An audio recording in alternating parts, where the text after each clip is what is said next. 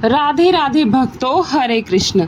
सनातन धर्म में एकादशी तिथियों का विशेष महत्व है, लेकिन इन सभी में अपरा एकादशी विशेष स्थान रखती है। यह पावन तिथि ज्येष्ठ मास के कृष्ण पक्ष की एकादशी को आती है और अपने नाम के अनुरूप ही साधक को अपार अर्थात असीम पुण्य प्रदान करती है। अपरा शब्द का अर्थ है जिसकी कोई सीमा ना हो, अर्थात इस दिन किया गया जप तप व्रत और दान अनंत गुना फल देने वाला होता है। शास्त्रों में वर्णित है कि जो साधक श्रद्धा भक्ति और नियम पूर्वक इस एकादशी का व्रत करते हैं उनके समस्त पापों का क्षय हो जाता है और जीवन में सुख शांति का वास होता है। यह एकादशी विशेष रूप से उन लोगों के लिए कल्याणकारी मानी जाती है जो अपने जीवन में किए गए जाने या अनजाने पापों से मुक्ति चाहते हैं। मान्यता है कि इस दिन व्रत रखने से ब्रह्म हत्या, परनिंदा, असत्य भाषण और अन्य गंभीर दोषों से भी मुक्ति प्राप्त होती है। अपरा एकादशी को अचला एकादशी भी कहा जाता है और इस बार 13 मई दिन बुधवार को एकादशी का व्रत रहेगा।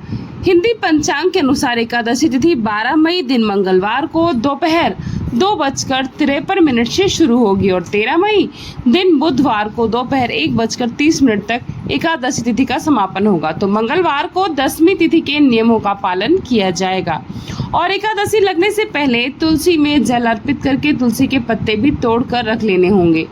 बुधवार के दिन ब्रह्म मुहूर्त सुबह 4:14 से 5:20 तक रहेगा।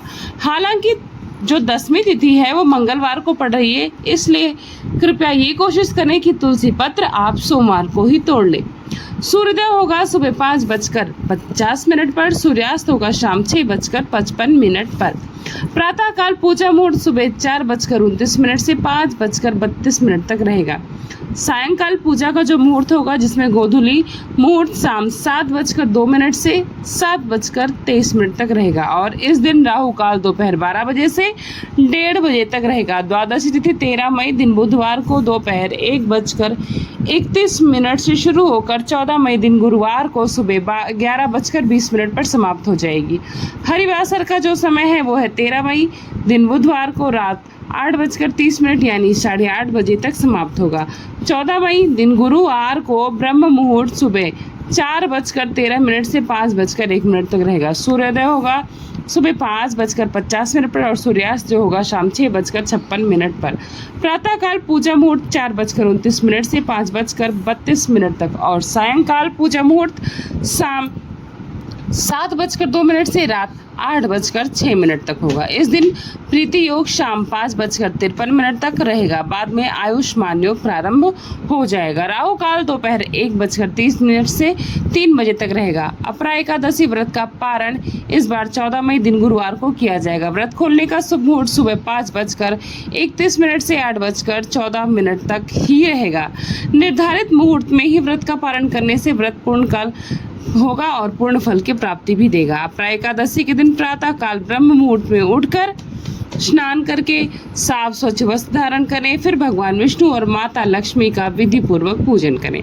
पूजा में तुलसी दल, चंदन, धूप, दीप, कपूर और गंगा जल का विशेष महत्व होता है, इसलिए इन सभी सामग्री को पूजा में अवश्य शामिल करें। एकादशी के दिन ओम नमो भगवते वासुदेवाय नमः मंत्र का या हरे कृष्ण महामंत्र का निरंतर जाप करते रहना चाहिए। ये बहुत ही फलदायी होता है। भक्त जन दिन भर व्रत रखते हैं, कुछ लोग एकादशी के सभी व्रत निर्जल भी रखते हैं, कुछ लोग जल फल ग्रहण करके रखते हैं। संध्या काल में दीपदान करना और पीपल वृक्ष तथा तुलसी के नीचे दीपक जलाना भी बहुत शुभ फल प्रदान करता है।